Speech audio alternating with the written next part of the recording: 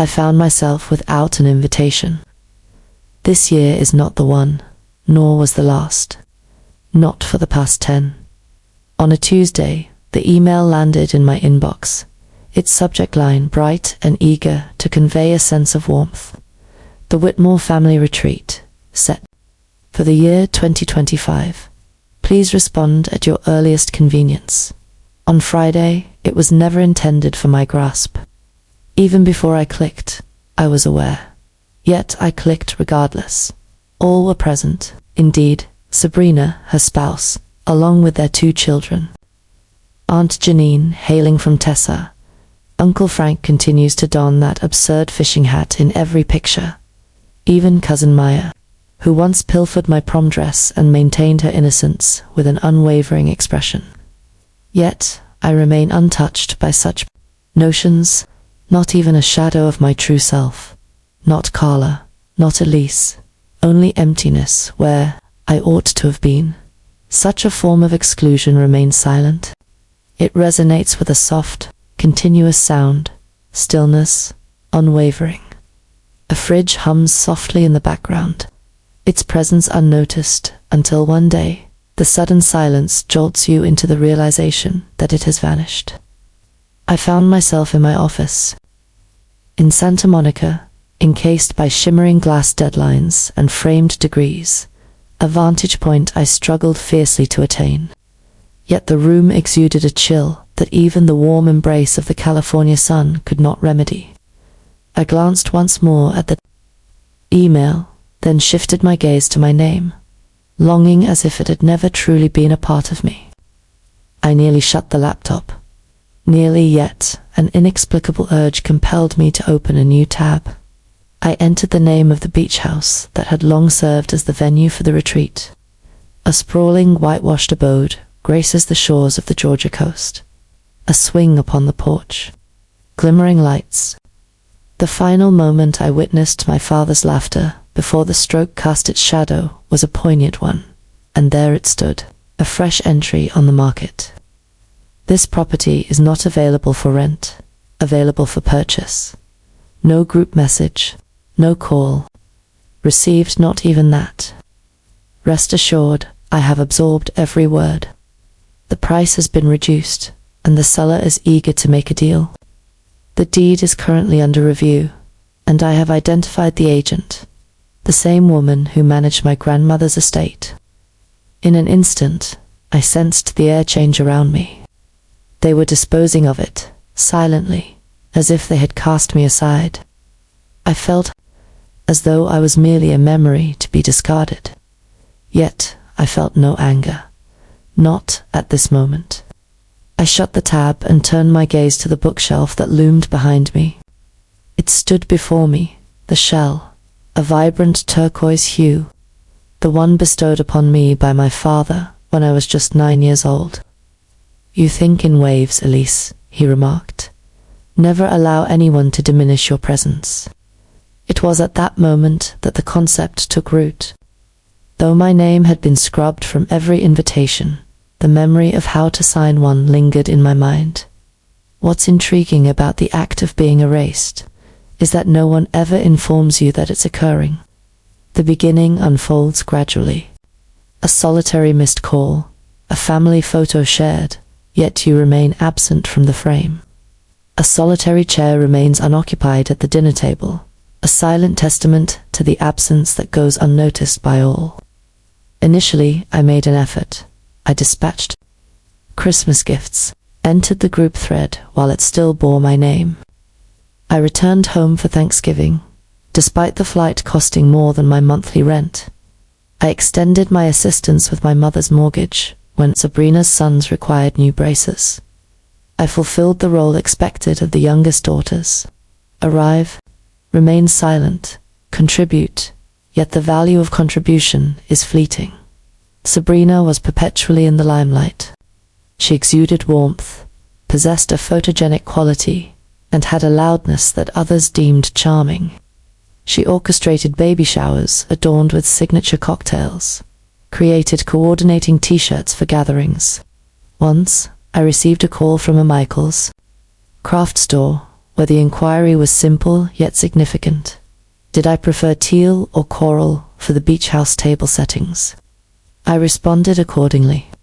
"I don't believe I'll be attending this year," she remarked. "Don't worry, Elise, we'll make sure to set aside a plate for you." Yet, no one took action. In the wake of our father's stroke, I took to the skies alone. I found myself seated in the hospital beside him.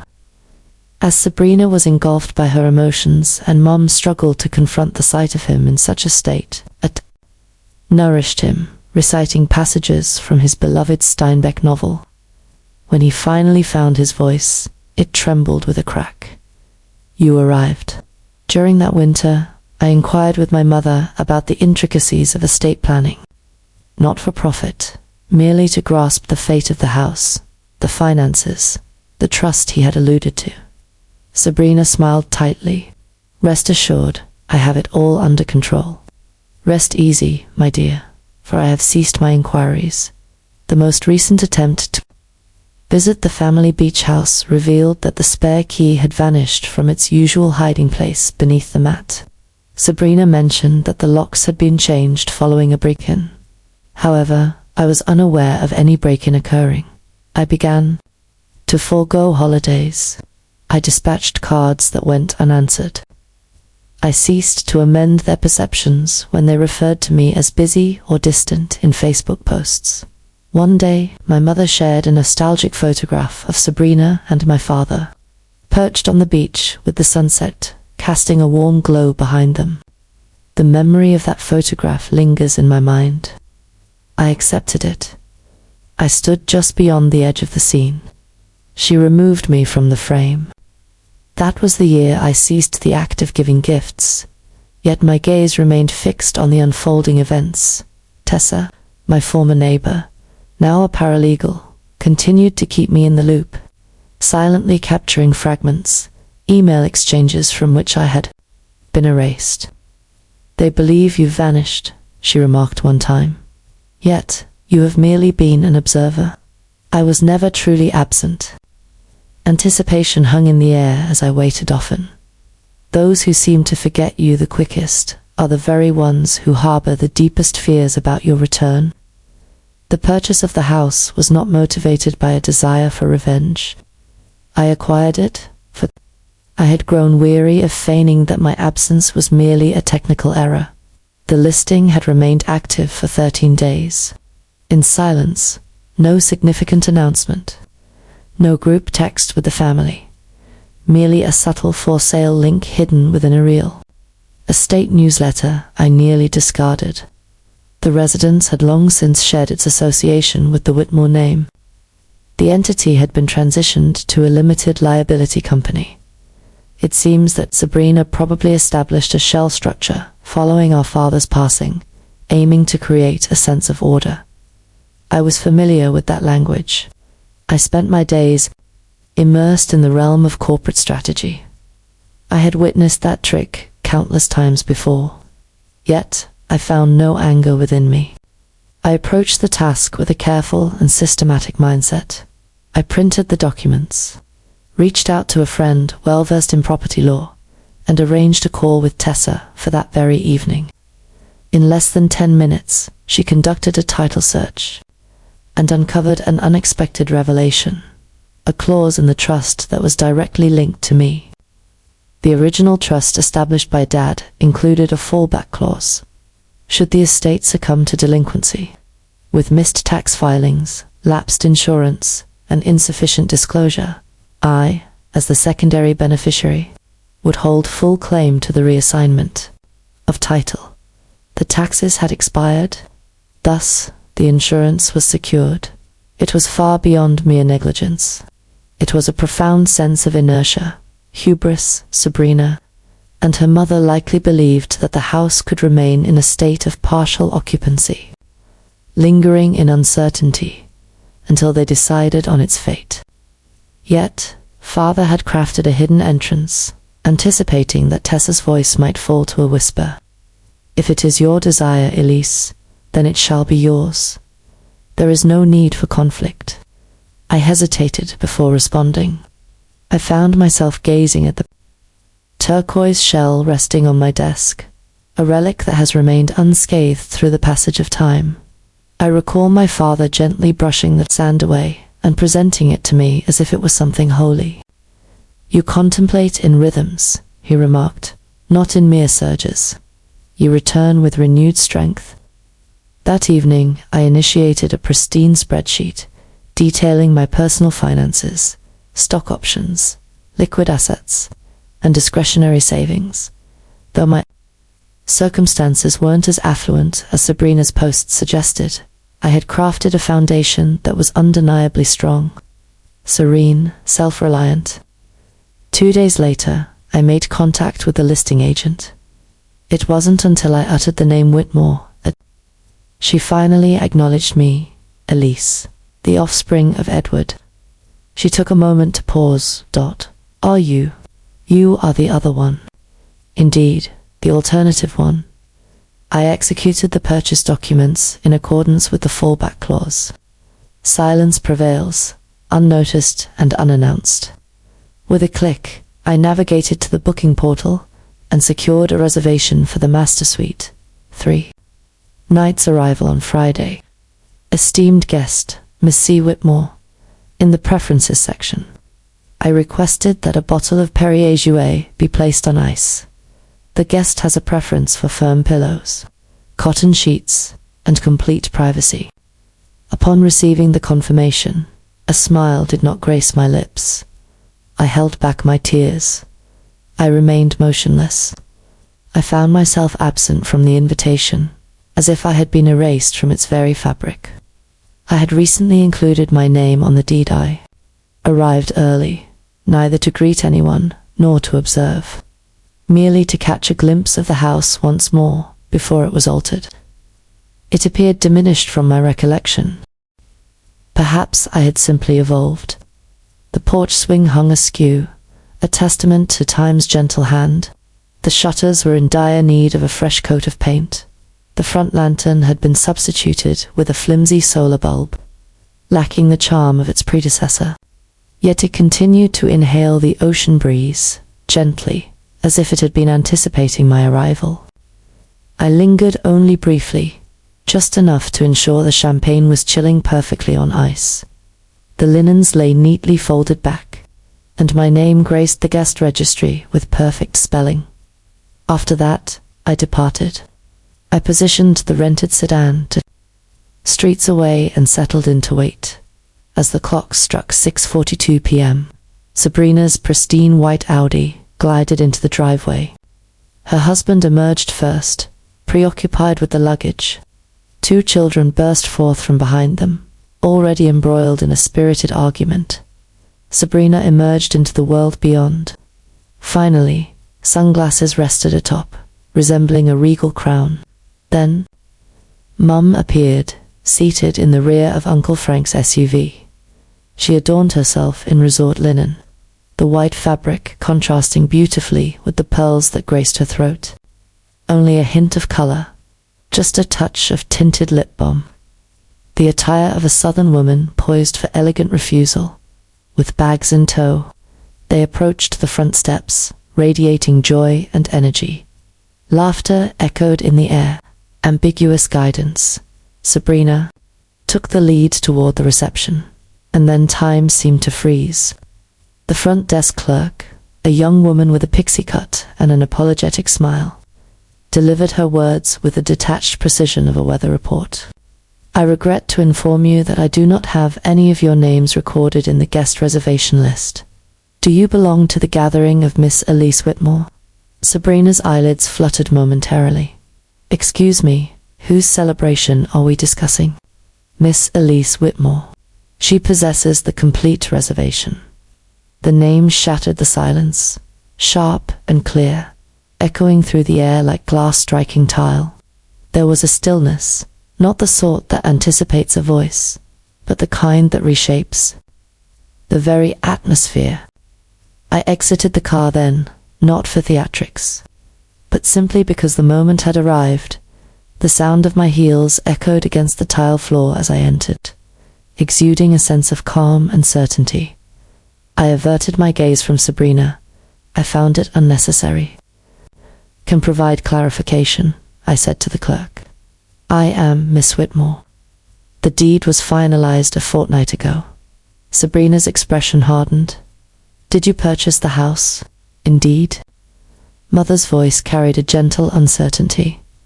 What could possibly motivate you to take this action? I gazed at her, devoid of anger, lacking coldness, simply resigned, for I had never received an invitation. Yet, I was never truly absent. Sabrina advanced, her arms rigid. Do you find amusement in this? Do you really believe that taking control of our family trip demonstrates anything significant? No, I stated firmly. It brings resolution to a matter. I presented my ID to the clerk. Those who find themselves absent from my guest list should be graciously shown the way out. Yet, I urged, let us not be too severe. They are kin. The clerk paused for a moment, then gave a slight nod. Silence enveloped the space behind me. Neither Sabrina, nor Mum, nor Uncle Frank. The quiet spoke volumes on my behalf. Allow them to articulate their thoughts to one another. Allow them to utter my name done in silence. They departed from the front desk.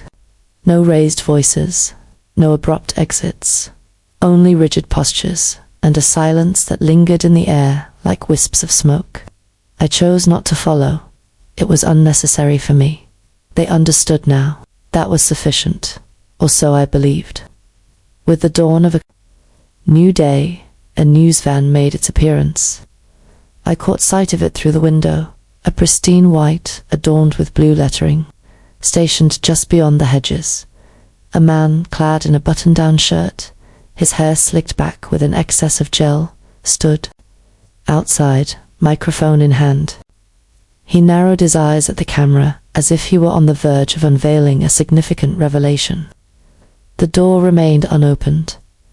As soon as the segment aired, my phone erupted with notifications, blaring like a fire alarm. Messages, electronic correspondences, a voice message from a former colleague I hadn't connected with in ages. Is this a fact? Did you truly acquire your family's home by exploiting a legal loophole during your father's illness?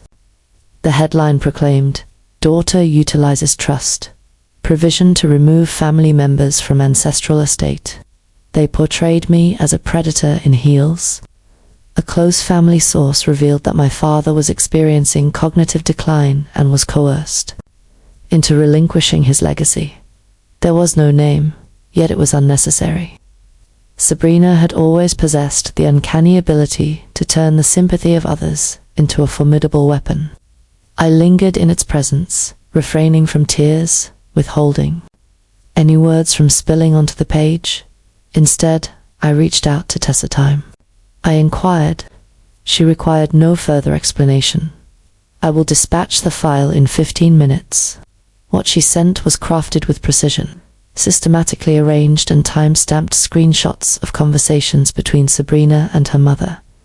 Messages that convey, rest assured, Elise won't be returning. She centers every conversation around her own experiences. She is preoccupied with demonstrating her worth.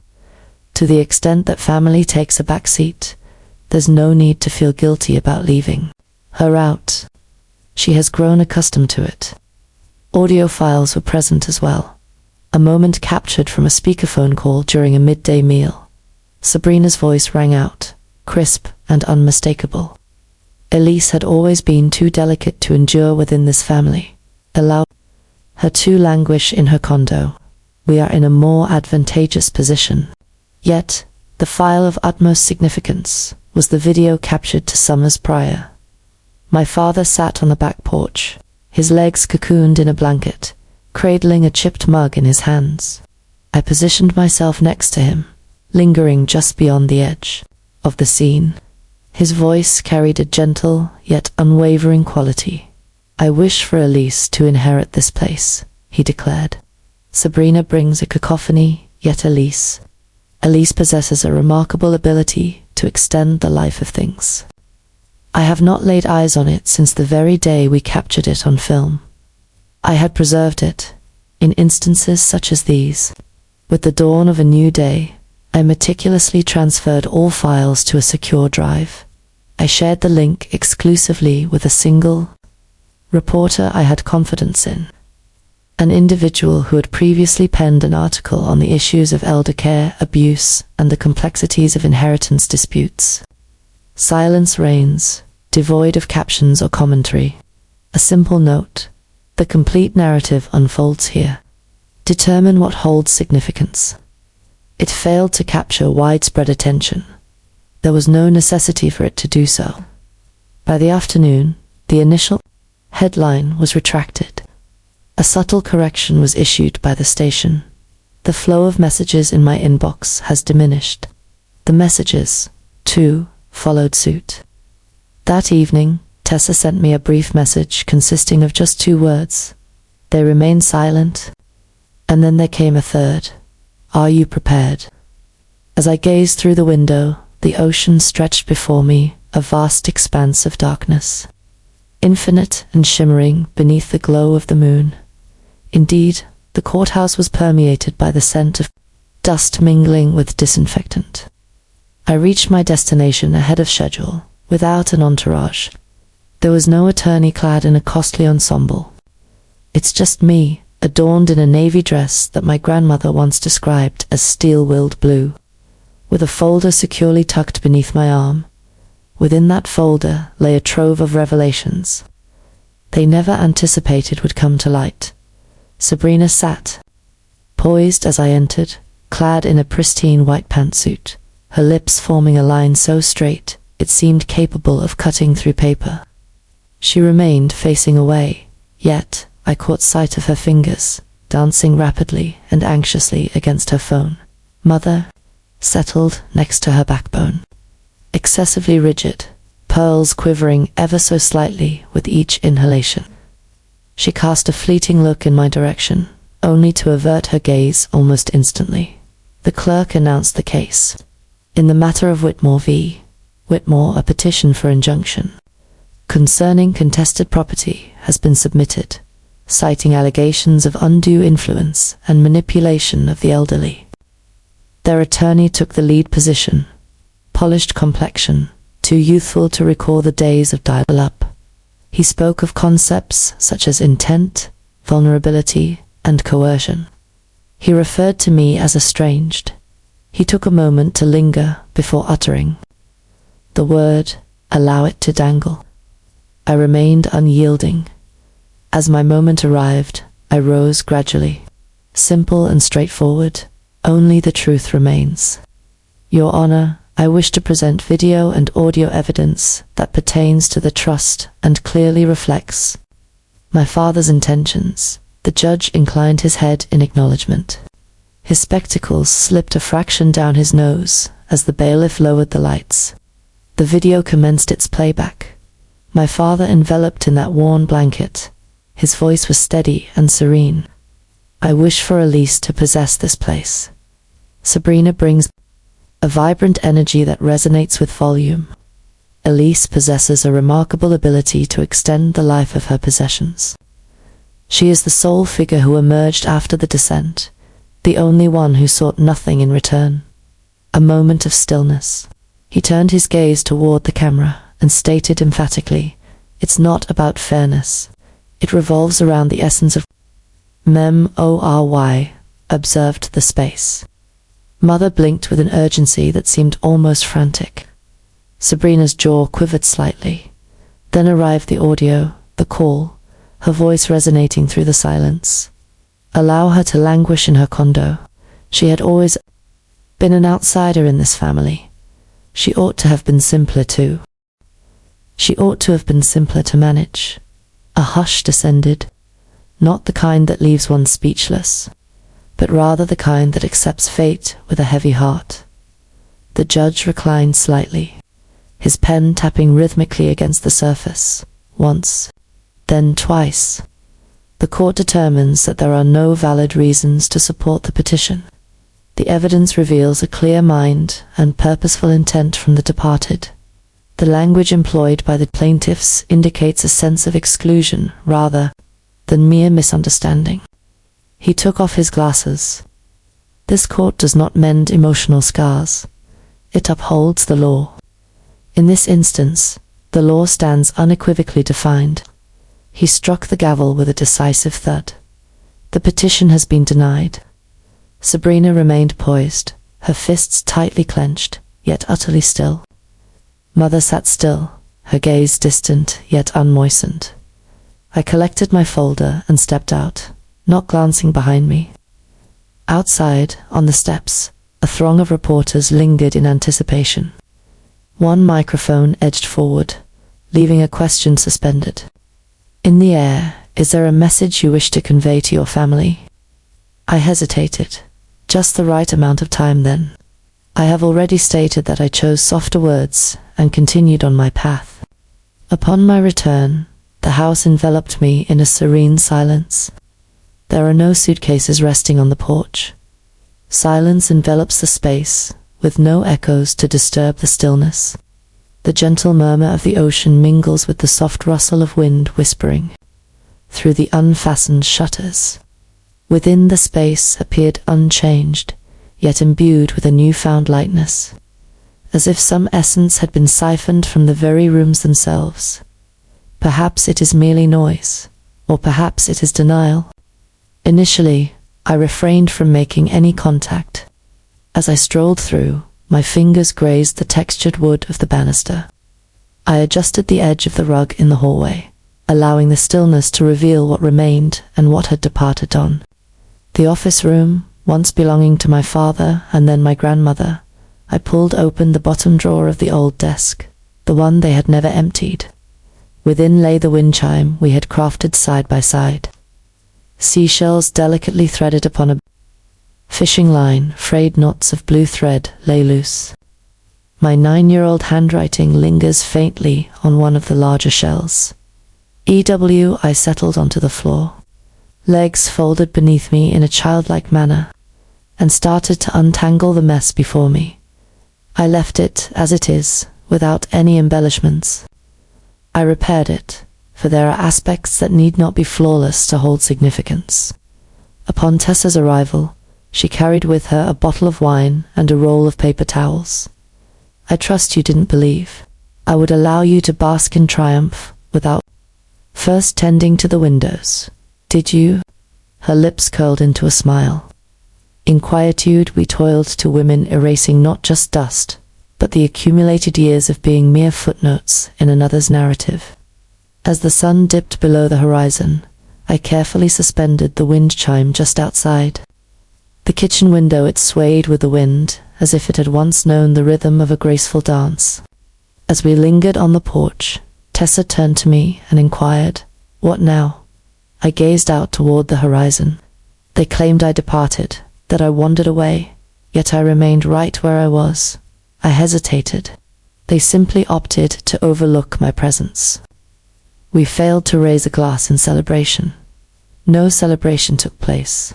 We lingered in silence, 2 glasses cradled in our hands, as we observed the sea undulate like a gentle breath. As I extinguished the lights that evening, I methodically moved from room to room, starting from within. If this tale awakened a dormant feeling within you, a sentiment long left unvoiced, know that you are not solitary in this experience. More of us remain than you might imagine, individuals who chose not to depart. We simply never received a return call. If you have ever found yourself erased from your own narrative, please share a comment or even a single word, so that the silence does not triumph this time. Each one was read by us.